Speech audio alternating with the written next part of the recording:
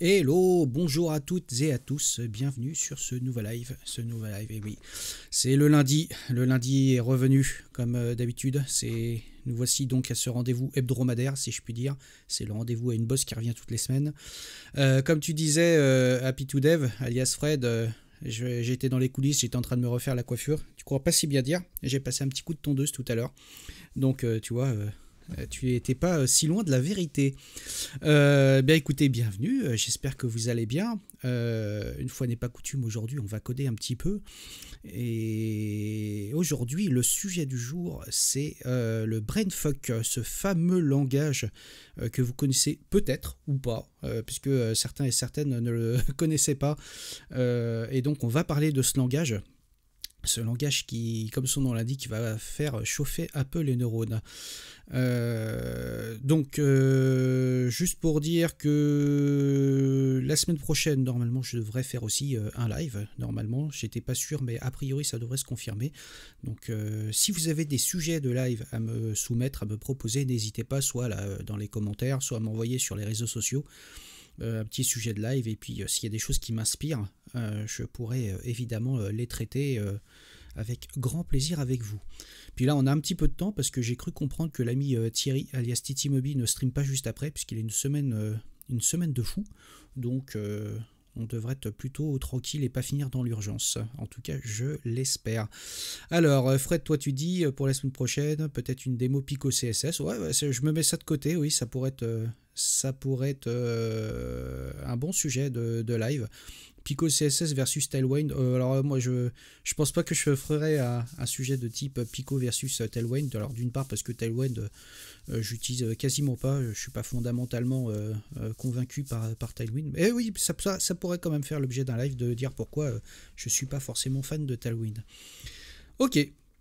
Eh bien, alors, Gizmo, toi tu dis, j'espère qu'en ton honneur de ton fond, tu vas choisir le bon côté de l'histoire.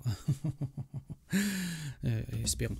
Donc, salut Dominique, salut René, comme je disais, il y avait Happy to Dev, j'ai vu Kig passer aussi quelque part dans les auditeurs. Il y en a tout un paquet, ça me fait plaisir de vous revoir toutes et tous. Donc on va démarrer sur ce live, on va pas perdre trop de temps.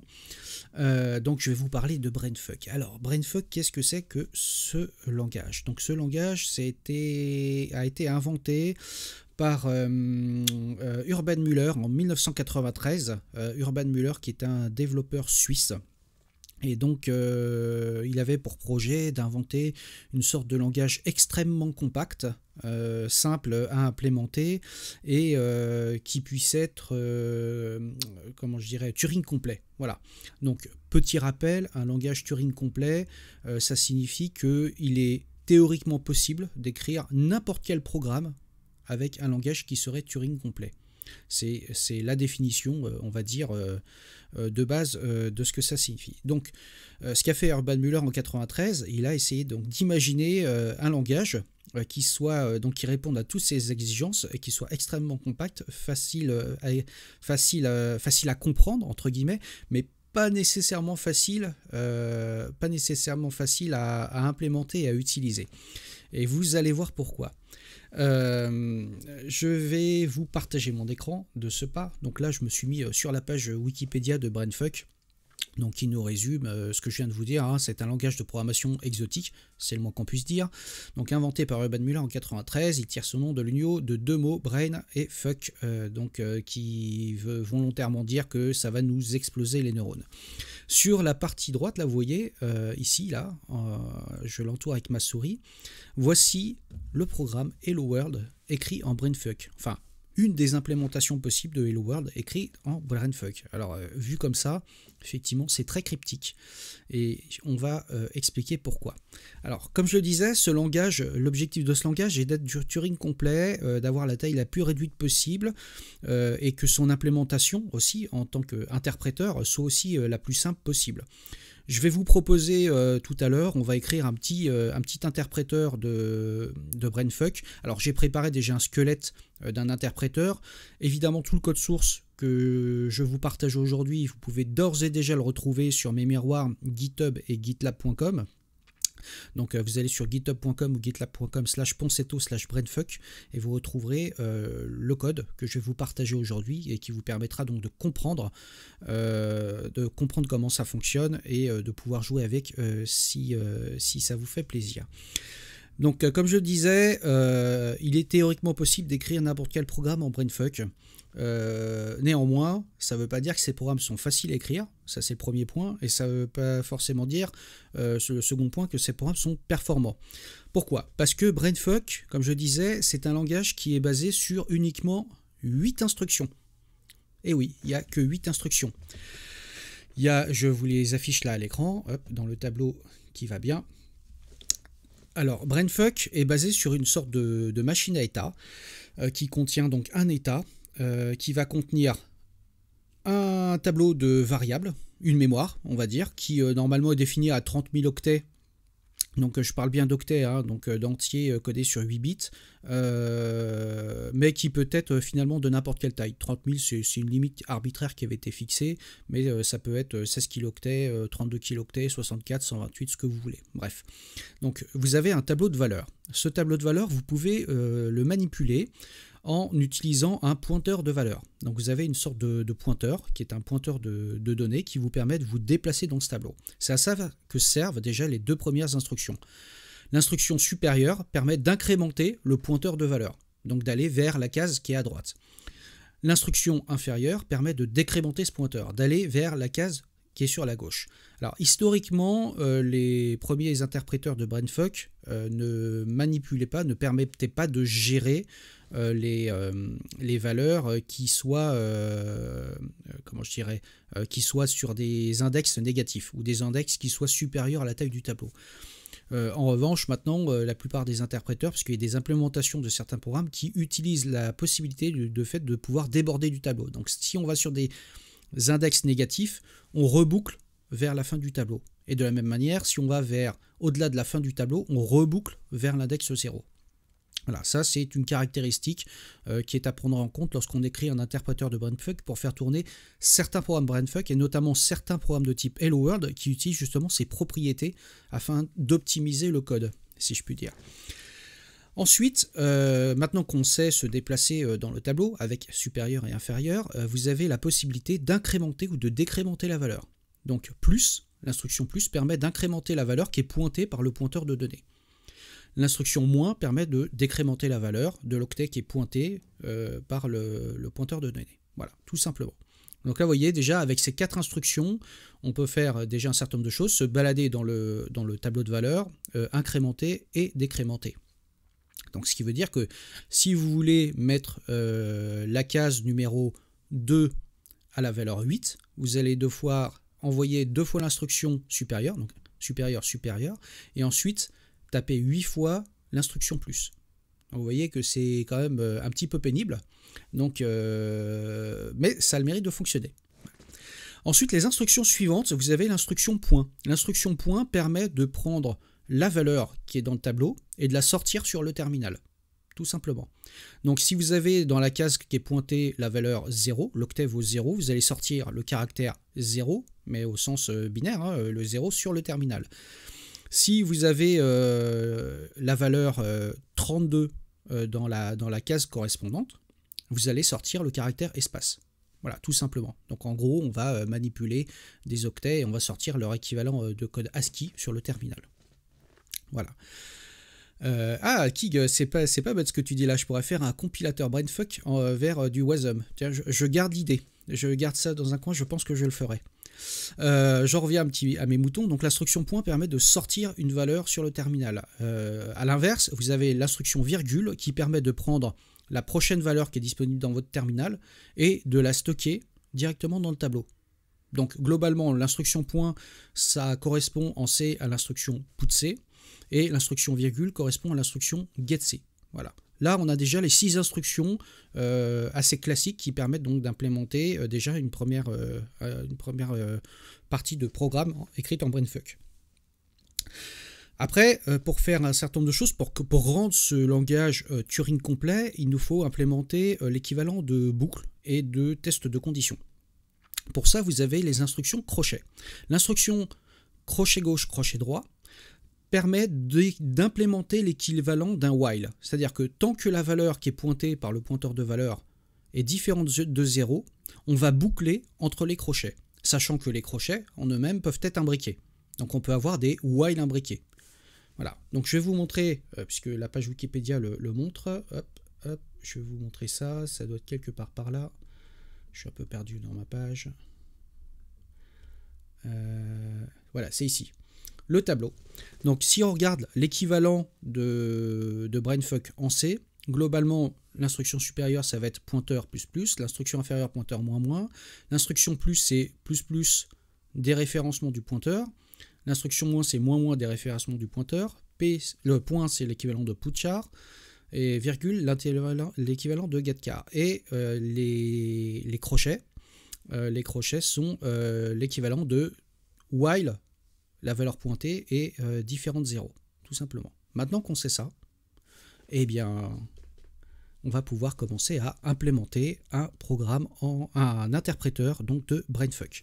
Pour ça, j'ai préparé donc une structure de projet avec un makefile évidemment, donc qui vous permettra de, lorsque vous clonerez le dépôt, de faire make et de pouvoir compiler le programme et de l'exécuter. Donc ce projet dispose de 3 fichiers. Le fichier programme.cc qui va contenir le main.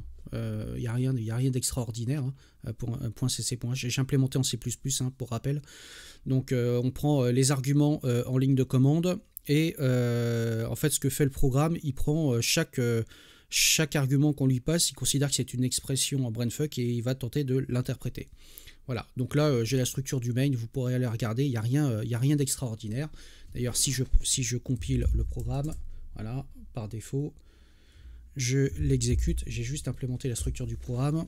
Si je fais un -help, je suis même allé jusqu'au vice de mettre un -help, donc vous voyez il nous dit usage brainfuck.bin et une liste d'expressions, voilà, tout simplement. Pour en revenir donc à la compilation, il y a un fichier qui s'appelle console.cc, console.h, c'est simplement une petite structure, une classe de traite qui permet d'encapsuler la sortie ou l'entrée vers l'entrée et la sortie standard, tout simplement. C'est une petite encapsulation pour rendre les choses un petit peu plus simples au niveau du code. Et ensuite, il nous reste donc brainfuck.cc et brainfuck.h. Donc le .h va contenir la définition donc de tout ce dont on a besoin pour écrire un interpréteur brainfuck. Ce que je vous propose, c'est on va déjà avoir besoin d'un état. Gérer l'état d'un interpréteur brainfuck, ça veut dire qu'il va falloir avoir un certain nombre de cases mémoire qui sont disponibles. Ça, c'est le tableau de valeurs, et de pouvoir gérer aussi la partie de l'index qui est mouvant. Donc, j'ai créé une classe state qu'on va implémenter. Donc, cette classe state simplement dispose d'un constructeur. Je retire le constructeur de copie, l'opérateur d'affectation, et je laisse le destructeur par défaut. Voilà, jusque-là, rien d'exceptionnel sur ce bout de programme. Ensuite, on va avoir donc besoin de stocker l'état du programme. Donc, ce que je vous propose, c'est on va rajouter ce dont on a besoin ici. Voilà, en privé. Voilà, on a besoin de un tableau de valeurs ici, donc value, qui contient, là je l'ai mis arbitrairement à 32 768 valeurs. Donc c'est bien, c'est une puissance de 2, c'est facile à gérer et ça reste simple. Là-dessus, c'est totalement arbitraire. Ici, je pourrais mettre un define et donc quelque part dire que c'est 65 kilooctets, 12 kilooctets ou ce qu'on veut. Ça, c'est nous qui choisissons quelque part la taille de ce tableau de valeurs. Ici, une valeur constante qui contient le compte, qui va contenir simplement la taille du tableau lorsqu'on va initialiser dans le constructeur, et l'index, donc qui est le fameux pointeur de données sur lequel qui va nous permettre de nous déplacer dessus. Donc on va aller implémenter le constructeur. Je vous propose, hop, vous allez voir, c'est assez simple. Le constructeur, on va les mettre ici. J'ai déjà tout préparé ici. Donc on a besoin d'implémenter. Alors ce qu'il faut savoir, c'est que la machine virtuelle, si je puis dire, l'interpréteur brainfuck part du principe que lorsqu'on initialise un programme, tout est initialisé à 0. C'est-à-dire le pointeur de valeur est à 0, toutes les valeurs qui sont dans le tableau sont à 0. Donc j'initialise à 0 le tableau de valeurs, j'initialise le count à la taille du tableau, Donc ça va mettre 32 768 dans le compte. Comme ça, je vais m'en servir un petit peu plus loin. Et l'index, je l'initialise à 0. C'est la valeur par défaut. Comme ça, c'est assez facile. Ceci étant fait, comme on l'a dit, pour manipuler cet état, on a finalement 6 instructions qui nous permettent de manipuler cet état. Globalement, ces 6 instructions, c'est aller sur la case mémoire suivante, aller sur la case mémoire précédente, incrémenter la case mémoire courante, décrémenter la case mémoire courante, récupérer la valeur. Donc ça, c'est récupérer la valeur courante pour pouvoir la sortir sur le terminal et mettre à jour la valeur courante. Ça, c'est lorsqu'on récupère une donnée du terminal. Donc, on va pas s'embêter. Je vais créer donc les 6 méthodes dont j'ai besoin. Je vais les définir ici. Voilà. Donc, j'ai une méthode next, une méthode prev pour aller sur la case précédente, une méthode incr, decr, pic pour récupérer la valeur. Alors pic et poc, ça va vous rappeler le basique pour ceux qui ont un ordinateur dans les années 80. Et poc, donc pour pouvoir initialiser la valeur. Ceci étant fait, j'ai plus qu'à aller implémenter ces méthodes. Hop, et on va aller donc dans le .cc et on va aller implémenter ça ici. Voilà. Donc, la méthode next, c'est simplement, on va mettre à jour l'index. L'index, on va l'incrémenter de 1. Et comme je veux pouvoir wrapper sur le tableau lorsque je déborde, soit sur les entiers, soit sur les index inférieurs, soit sur les index supérieurs, je fais un modulo avec la taille du tableau. Voilà, tout simplement. Donc pour aller sur le next, je fais index égale index plus 1 modulo count. Tout simplement. Ça va me permettre de pouvoir me déplacer vers la droite du tableau. Et si jamais je sors du tableau, je reboucle à l'index 0. Sachant que l'index, si je vous montre, c'est un entier ici de 32 bits qui est non signé. Donc ça permet donc de pouvoir reboucler assez facilement et que si on va sur la case qui est la case -1, ça va correspondre à un nombre positif qui est très grand. Donc sur le prev, donc l'implémentation de la méthode prev, on va faire la même chose. On va dire index c'est index -1 modulo count. Donc si ça vaut -1, ça va reboucler sur la valeur la plus grande possible, donc c'est 4 milliards 292 millions, je sais pas combien. Et comme on va faire un modulo count, je vais arriver à la valeur 32 767 comme index. Voilà, ça c'est tout simple. Ensuite, on va implémenter incr, donc l'incrément. Là, j'ai rajouté un petit test au cas, c'est de la programmation défensive, en disant que si mon index est supérieur ou égal à la taille du tableau, je lève une exception. Ça ne doit jamais arriver, puisque normalement, ici, dans Next et Previous, on fait le modulo qui va bien. Mais là, c'est un petit peu de programmation défensive, au cas où on touchait quelque chose. Et ce qu'on va faire, c'est incr, on va simplement prendre la valeur du tableau, la valeur pointée courante, qui est pointée par index, et l'incrémenter. Decr, on va faire l'inverse, on va prendre la valeur courante et on va la décrémenter. Pic, c'est simplement, on récupère la valeur courante du tableau, donc on fait un return value d'entre crochet index. Et poc, on lui passe une valeur, on fait value de crochet index égale value. Voilà. Jusque là, c'est assez simple. Normalement, là, ça doit toujours compiler. Make, ça compile, c'est parfait. On a fait, on va dire, le plus simple. C'est-à-dire que là, on a défini un état sur lequel on peut agir sur l'état, on peut le modifier, on peut se déplacer dans les cases mémoire et on peut mettre à jour les données en les incrémentant, les décrémentant, en les positionnant ou en les récupérant. Donc ça, c'est une chose. Maintenant, on va passer à l'interpréteur en tant que tel. L'interpréteur, ça va être la partie, on va dire, centrale du programme. Donc, la classe interpréteur, elle a un constructeur par défaut, j'ai désactivé le constructeur par copie, l'opérateur d'affectation, je laisse le destructeur par défaut. Donc globalement, là, de ce côté-là, mon interpréteur va quasiment rien contenir. Et je lui crée une méthode eval. Ouais, comme tu dis, Dominique, c'est la partie velue qui arrive. J'ai créé une méthode eval sur laquelle je vais lui passer une chaîne de caractères qui correspond à une expression en brainfuck. Alors une expression, donc ça va être une expression telle qu'on l'a vue, sachant que dans mon implémentation, j'ai aussi rajouté la possibilité de mettre des commentaires avec dièse, un peu comme en bash ou avec make par exemple. Comme ça, ça permet de pouvoir commenter éventuellement son code en brainfuck. Donc la méthode eval, on va aller l'implémenter ici. Hop. Donc eval, elle est ici. Par défaut, là j'ai créé une méthode qui est vide, qui fait rien. Elle fait rien, mais elle le fait bien. Donc si je passe, par exemple, brainfuck, je vais lui passer une expression très simple. Alors, on va implémenter l'équivalent de la commande cat en breadfuck. Donc, l'équivalent de la commande cat, ça veut dire que j'ai besoin de boucler tant que j'ai un caractère qui rentre. Tant que j'ai un caractère qui rentre dans le terminal, je prends ce caractère et je le sors sur le terminal. Donc, ce que je vais faire, je vais avoir besoin d'un while et d'un while 1. Donc, qu'est-ce que je vais faire? Comme je suis au début de mon programme sur la case 0, je vais incrémenter cette case, donc avec plus. Attendez, je vais agrandir un petit peu ma fenêtre, ce sera plus simple. Donc, j'incrémente cette case, et ensuite, je rentre dans mon while. Donc, ce que vont faire les crochets, ils vont dire, prends la valeur de la case qui est courante, donc c'est l'index 0, et si cette valeur est différente de 0, tu boucles. Là, ça tombe bien, comme je l'ai incrémenté juste avant, ça va faire l'équivalent de while 1, puisque là, elle va passer de 0 à 1, et ici, on va faire while 1. Et ensuite, je vais récupérer simplement le premier caractère sur le terminal, avec virgule, et dès que j'ai mon caractère, je le sors. Tout simplement, avec point. Donc voici l'équivalent en brainfuck de la commande cat. Donc c'est plus, crochet, virgule, point, crochet. Tout simplement.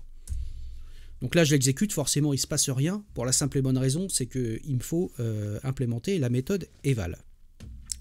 Donc la méthode eval, qu'est-ce que je vais faire? Déjà, je vais avoir besoin d'un état, puisqu'il va falloir que lorsqu'on va interpréter le code, on va avoir besoin d'un état. Et je vais récupérer un pointeur sur le début de l'expression et un pointeur sur la fin de l'expression.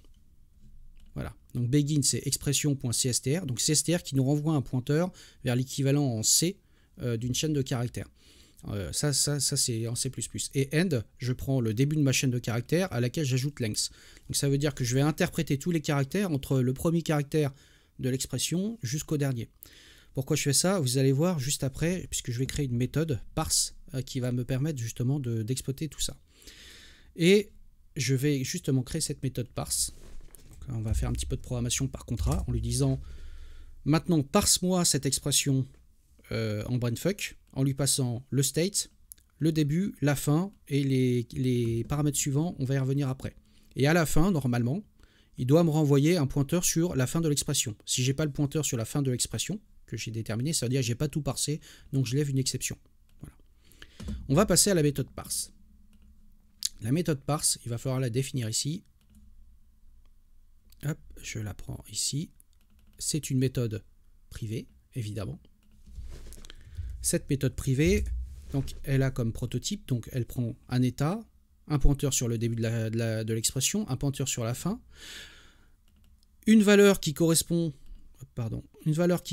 ici à level, qui est le niveau de récursion, donc le niveau de boucle dans lequel on est. C'est-à-dire que si on est dans deux crochets imbriqués, donc je passerai d'abord par le niveau 0, puis le niveau 1. Ça, c'est très très utile puisque je fais en sorte que la fonction parse soit réentrante pour pouvoir donc faciliter le parsing de l'expression. Et une méthode et un paramètre qui s'appelle execute qui va permettre de dire j'exécute ou je n'exécute pas ce que je suis en train de parser. Voilà. Vous allez voir à quoi ça sert.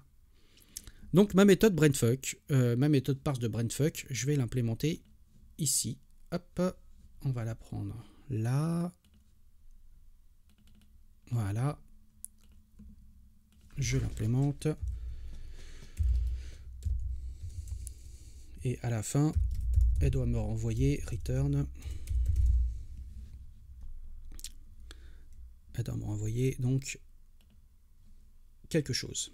Donc je vais appeler une méthode doParse parce que je vais un peu éclater les choses dans des lambda functions pour faciliter la lecture. Donc là, je vais faire return doParse. Donc la méthode doParse, qu'est-ce qu'elle fait? Elle va prendre chaque caractère de l'expression et elle va les interpréter. Donc on va utiliser pour ça un bed switch case, mais pour ça il va falloir que je définisse mes tokens. Donc pour définir mes tokens, donc mes lexems, je vais les ajouter ici. Hop. Je définis un certain nombre de tokens qui est token CR, c'est carry hash return qu'on va ignorer. LF, c'est le retour de chariot qu'on va ignorer. Tab, c'est la tabulation, on va aller aussi l'ignorer. Space, on va aussi l'ignorer. Donc là, on est plutôt sur les caractères de type espace qu'on doit ignorer. Le token de commentaire, donc dès que ça commence par dièse, ça va prendre tout ce qui est entre le dièse et la fin de la ligne et l'ignorer. Ensuite, le token begin end, donc ça c'est les crochets. Et ensuite, chaque token, next, prev, incrémenté, décrémenté, pic époque. tout simplement. Je préfère les définir dans des constantes, ça évite justement les erreurs de frappe de temps en temps dans le code, et ça rend les choses un petit peu plus lisibles.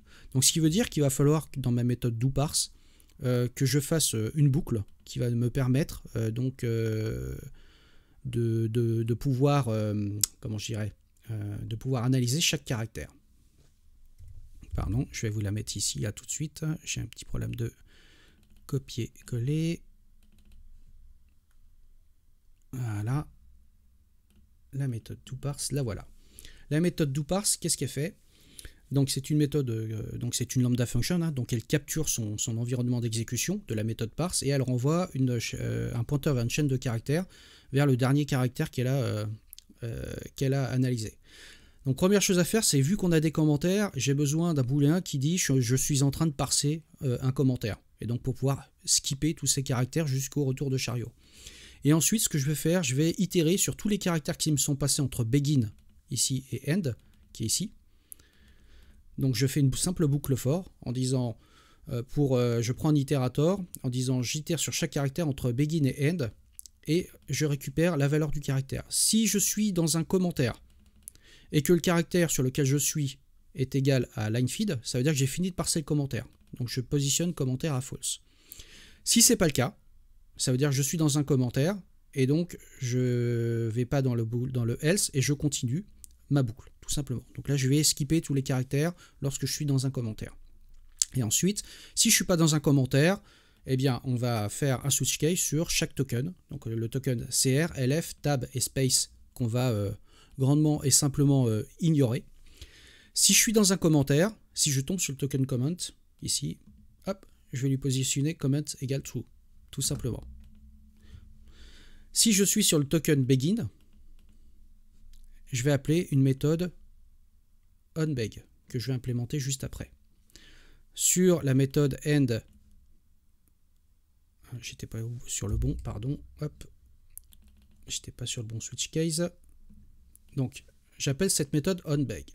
Si je suis sur le end, je vais implémenter la méthode onEnd. Je vais y revenir juste après, parce que ça, c'est la partie la plus complexe de l'implémentation, puisque c'est l'implémentation des boucles, donc du brainfuck. Je vais y revenir juste après. Pour l'instant, je vais commenter ces deux lignes, et on va implémenter surtout déjà les tokens les plus simples, les opérateurs les plus simples. Donc, si je suis sur le token next, ce que je vais faire, je vais appeler la méthode onNext qu'on va implémenter. Si je suis sur le token prev, on va implémenter onPrev. Si c'est sur incrément, on va implémenter incrément. Le décrément, c'est pareil. Le pic, on récupère un caractère. Et le POC. Voilà. Donc là, j'ai mon switch case qui va me permettre d'appeler les méthodes qui sont implémentées pour exécuter tous ces opérateurs. Et donc là, on va implémenter les fameuses méthodes que je vais coller juste au-dessus. Encore une fois, ce sont des lambda functions, ce qui permet donc au compilateur de procéder à un certain nombre d'optimisations qui sont assez poussées. Il va inliner la plupart du temps ces méthodes directement dans le switch case. Donc onNext, on va juste dire, je lui passe donc le pointeur sur l'itérateur courant et il va dire si le paramètre execute qui est passé ici est différent de false, j'appelle state la méthode next de l'objet state. Donc c'est-à-dire je vais me déplacer vers la droite. Pour la méthode prev, je vais faire l'inverse. Je vais dire si je suis en train d'exécuter, non pas juste en train de parser, je suis en train d'exécuter l'expression, je vais appeler la méthode prev de state, etc. On fait ça pour incrément, décrément, pic, époque. Jusque-là, vous voyez, c'est quand même relativement simple. Ça permet donc de pouvoir implémenter les choses facilement. Donc ça, déjà, on va pouvoir tester avec un programme simple. Ah oui, j'ai oublié d'implémenter la méthode par défaut. C'est si on tombe sur un caractère qui est inconnu, il faut que je crée une méthode unexpected character qui va juste lever une exception. Voilà. Donc on va dire unexpected character, je dis le caractère il n'était pas vraiment prévu et je lève une exception et le programme s'arrête. Ok, donc si je prends un programme très très simple un programme très simple qui permettrait d'afficher un point d'exclamation. Donc point d'exclamation dans le tableau des caractères ASCII, c'est le caractère 33, si je ne m'abuse. Donc il va falloir que je me mette, donc là, au lancement du programme, je suis sur l'index 0. Donc il va falloir que j'incrémente cet index 33 fois. Donc 0, 1, 2, 3, 4, 5, 6, 7, 8, 9, 10, 11, 12, 13, 14, 16, 17, 18, 19, 20, 21, 22, 23, 24, 25, 26, 27, 9, 30, 31, 32, 33. Ça, j'ai incrémenté 33 fois l'index 0. Maintenant, il faut que je le sorte à l'écran. Si je fais un point, vous voyez ici, donc j'ai pris l'index 0, je l'ai incrémenté 33 fois et je demande à sortir le caractère. Ça me sort un point d'exclamation. Donc ça c'est parfait, ça veut dire que le programme en tant que tel fonctionne. Ça veut dire qu'on est capable maintenant de pouvoir sortir des caractères, d'incrémenter, de décrémenter des objets, etc. Maintenant on va revenir à la partie la plus touchy, c'est l'implémentation des boucles. L'implémentation des boucles, c'est là où on va partir de, comment je dirais, de la propriété que la méthode parse que je suis en train d'implémenter est réentrante. Je vais permettre de dire, lorsque je rencontre un crochet, je prends tout ce qu'il y a après le crochet et je l'interprète jusqu'à ce que je trouve le crochet droit correspondant. Donc ça veut dire qu'il va pouvoir analyser entre le crochet ouvrant et le crochet fermant, et que si il retrouve notamment des crochets pendant cette expression, il va reprocéder de même. Donc ça, on a besoin donc de pouvoir exécuter cette fonction de façon réentrante, donc d'avoir de la récursivité, et donc de maintenir le fameux niveau de récursivité qui est positionné ici avec la valeur level. Donc ce qu'on va faire, comme je le disais, lorsqu'on rentre dans une boucle, donc TalkBeg, qui correspond donc au crochet gauche, on va appeler la méthode onBeg. Et la méthode onBeg, qu'est-ce qu'elle fait? Je vais vous la montrer tout de suite. Et c'est la partie la plus touchy, on va dire, de l'interpréteur, si je puis dire. La méthode onBeg, elle fait ça. Elle va dire, si je suis en train d'exécuter, eh bien, je fais un while sur la valeur qui est courante dans le tableau de valeurs. Donc je fais state.pick, et tant que cette valeur est différente de 0, je vais boucler sur le while. Et ensuite, je vais appeler la méthode parse, donc la méthode elle-même, ici. La méthode parse, en lui passant l'état, l'itérateur décalé de 1, puisque je suis déjà sur le crochet, je veux analyser à partir du caractère qui est juste après. Je lui passe la fin de ma chaîne de caractères et je lui dis level plus 1, en lui disant je suis sur le niveau de récursion qui est supérieur. C'est-à-dire que lorsque je rentre la première fois dans mon expression, mon level est à 0. Dès que je rencontre un crochet, il va passer à 1. Dès que je rencontre un nouveau crochet, il va passer à 2, etc. etc. Donc là, je lui dis que, vu que je suis en phase d'exécution, je lui passe execute à true. Donc ça veut dire qu'il va exécuter, lors de la récursion, il va exécuter toutes les instructions qu'il va rencontrer. Si je ne suis pas en phase d'exécution ou que je n'ai pas, comment je dirais, qu'on n'est pas rentré dans le while parce que statePick valait 0, alors le résultat va être à nul, donc on n'aura aucun résultat, donc il va me renvoyer normalement à la fin de l'expression, et donc je vais juste dire, si je n'ai pas trouvé la fin d'expression, à ce moment-là, parse-moi toute la sous-expression entre les deux crochets, mais sans exécuter ce qu'il y a dedans, et ça va me renvoyer donc un pointeur vers le crochet fermant, correspondant à la sous-expression. Voilà. Et c'est juste cette partie-là qui est entre guillemets un petit peu la plus touchy. Donc là, on en est vraiment sur de la récursivité assez basique, mais qui nous permet de résoudre cette problématique donc de boucles et notamment de boucles imbriquées. Donc l'avantage, on rencontre un crochet ouvrant, on va dire est-ce que je suis en phase d'exécution? Oui, non. Si je ne suis pas en phase d'exécution, je dis je recherche le crochet fermant suivant sans rien exécuter. Et je continue mon parsing après. Si je suis en phase d'exécution, je lui dis prends la valeur courante dans le tableau, et si la valeur courante est différente de 0, alors analyse-moi la sous-expression entre les deux crochets et exécute-la, tout simplement. Et donc de la même manière, comme on a le onBeg, on a aussi le onEnd, et le onEnd, il faut que j'implémente donc cette méthode. Si je rencontre le crochet fermant, parce qu'il faut bien, lorsqu'on analyse, sortir de l'analyse lorsqu'on rencontre un crochet fermant qui correspond à un crochet ouvrant. Donc c'est comme ça que ça va se faire. Je vais dire, si je suis dans un level qui est inférieur ou égal à 0, ça veut dire que normalement je ne suis pas censé rencontrer un crochet fermant. Puisque si je suis dans le level 0, je suis à la racine du programme, j'ai rencontré aucun crochet pour l'instant. Ce qui est logique. Et si le niveau est inférieur ou égal à 0, je ne suis pas censé rencontrer de crochet fermant. Donc à ce moment-là, je dis que j'ai rencontré un caractère inattendu, je lève une exception, le programme s'arrête. C'est une erreur de syntaxe. Sinon, simplement, je renvoie l'itérateur sur lequel je suis. Et donc ce qui va se passer ici, sur la partie talk end, la seule différence par rapport au reste où je fais un break, je vais faire ici un return en disant que dès que j'ai rencontré le caractère token end, ça veut dire que si on n'a pas levé d'exception, on est déjà dans l'analyse d'une sous-expression, je retourne l'itérateur courant, ce qui va nous permettre de rappeler la méthode parse parente dans le niveau de récursion. Et à la fin, il suffit aussi que je me rajoute un petit test en disant que si j'étais dans l'analyse d'un crochet ouvrant mais que je n'ai pas rencontré de crochet fermant avant la fin de l'expression, donc ça veut dire que si je suis dans un niveau qui est supérieur à 0 et que j'arrive ici, ça veut dire que je n'ai pas rencontré de crochet fermant auquel je m'attendais.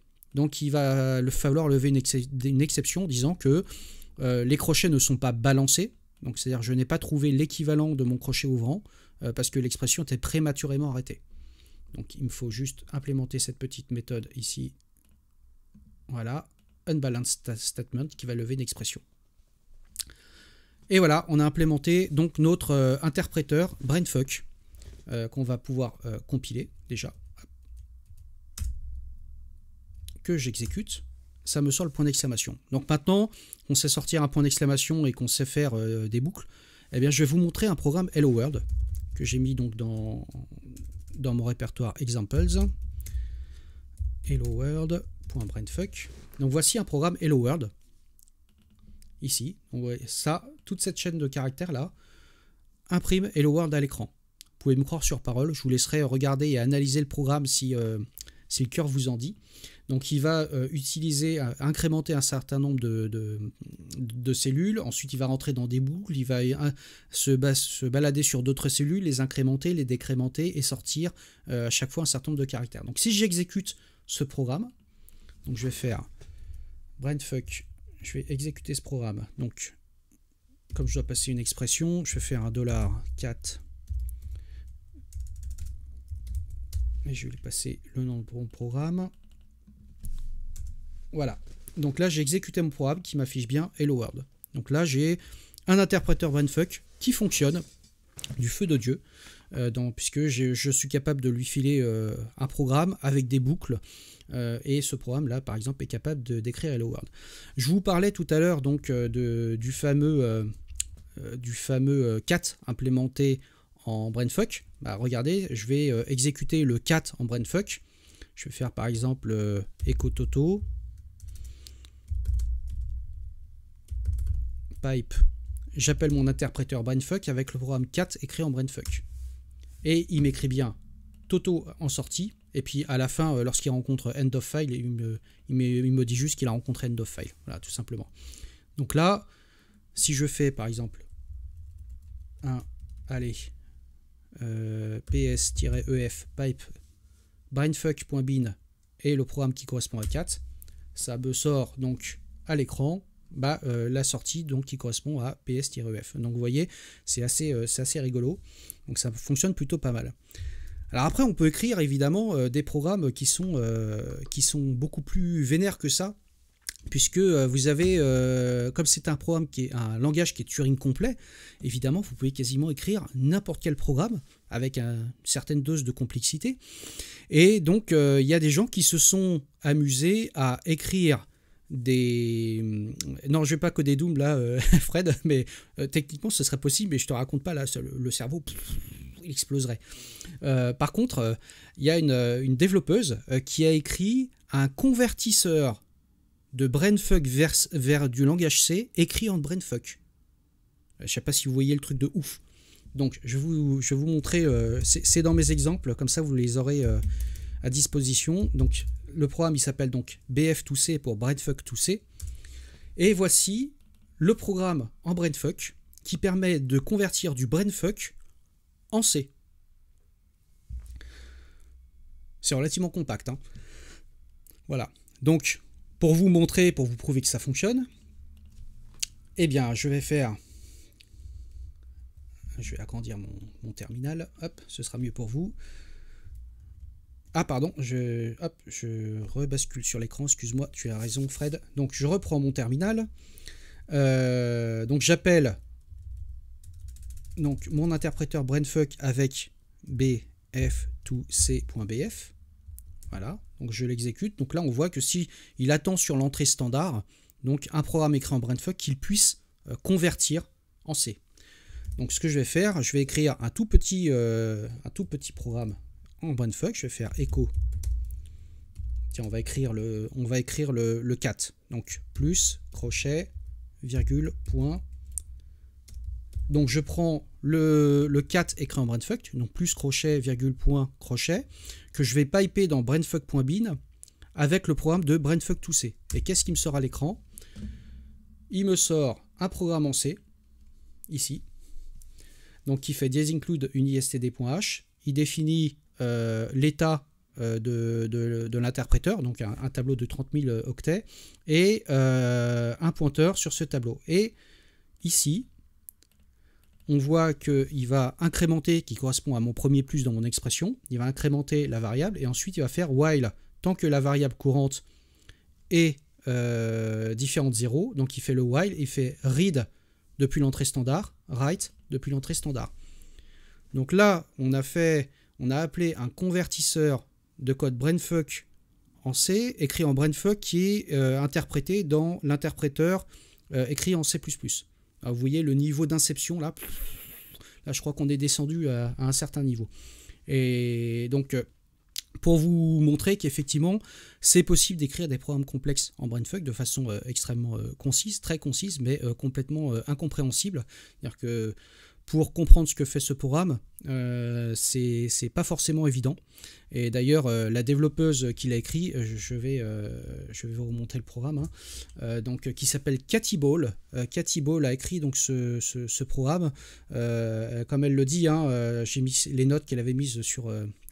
lorsqu'elle a publié ce programme, que ça a été rushé et que ça supporte pas forcément tout. Par exemple, ça ne supporte pas les commentaires, ça supporte vraiment que les opérateurs standards du brainfuck, et qu'il peut y avoir éventuellement quelques bugs, mais il fonctionne. Il permet donc de générer un programme C qui est, ma foi, relativement valide et qui puisse compiler. Voilà, tout simplement.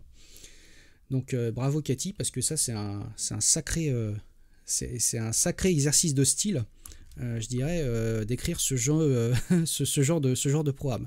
Donc Gilles, toi tu dis le jeu de la vie en brainfuck. Bah oui, techniquement on pourrait écrire le jeu de la vie aussi en brainfuck, puisque on a un tableau avec un certain nombre de cellules, et donc on peut itérer sur ces cellules et faire ce qu'il faut faire, ce qu'il y a à faire pour le jeu de la vie. Donc d'ailleurs ça doit très probablement exister. Il faudra faire une petite recherche Google sur le sujet. Je pense qu'il y a des gens qui ont déjà écrit ce genre de choses. Et il existe notamment en brainfuck plein de choses qui ont été implémentées de façon où on ne s'attend pas, quoi. Je dirais que c'est assez fort.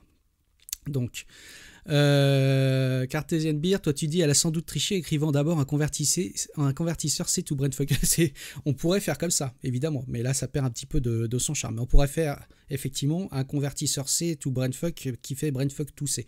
Et comme ça, la boucle est bouclée.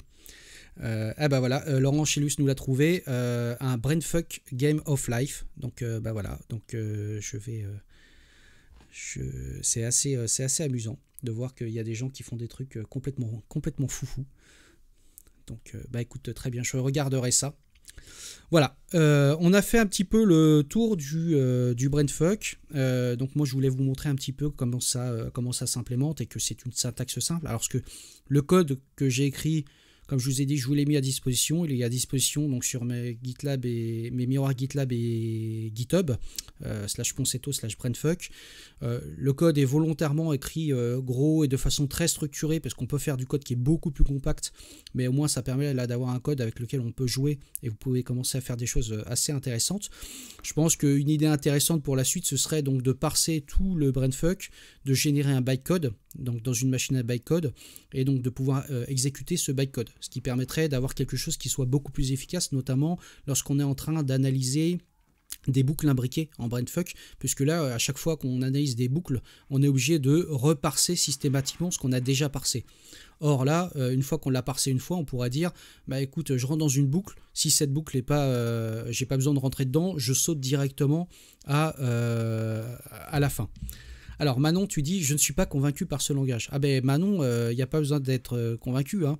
Ce langage est totalement inutile, totalement useless, c'est juste un exercice de style, un truc de développeur complètement ouf, pour pouvoir montrer que finalement on peut implémenter des choses relativement complexes avec quelque chose qui est relativement simple, mais ce langage avec cette apparente simplicité, j'ai envie de dire, entraîne une grande complexité d'écriture des programmes. Voilà.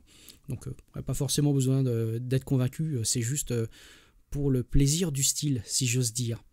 Voilà. Bah écoutez, j'espère que cet épisode, ce live vous a plu. Comme d'habitude, j'ai pris beaucoup de plaisir à préparer ça et à vous partager un petit peu tout ça. Il y a un champ d'expérimentation et d'amusement assez infini autour du brainfuck, comme on disait, hein. On peut écrire des convertisseurs de C vers du brainfuck. Il existe plein de langages comme ça. On peut écrire des interpréteurs brainfuck qui peuvent tourner dans des Arduino par exemple. Vous pouvez faire de l'obfuscation de code, si j'ose dire, dans certains programmes, en disant que j'avais déjà vu ça une fois, quelqu'un qui avait écrit donc un programme, et comme il voulait pas trop qu'on comprenne ce qu'on avait fait dans le programme, il avait une partie de sa logique qui était implémentée en brainfuck, dans un interpréteur brainfuck dans son programme, et c'était juste pareil pour la beauté du style, histoire de montrer que voilà, ça permet d'obfusquer le code si on a besoin. Et là, pour le coup, ça l'obfusque bien. Voilà pour ça. Bah écoutez, aujourd'hui, l'ami Thierry ne live pas, donc on va pouvoir lever le camp et reprendre nos activités normales. Moi, je vais vous souhaiter une excellente semaine. Je vous dis à la semaine prochaine.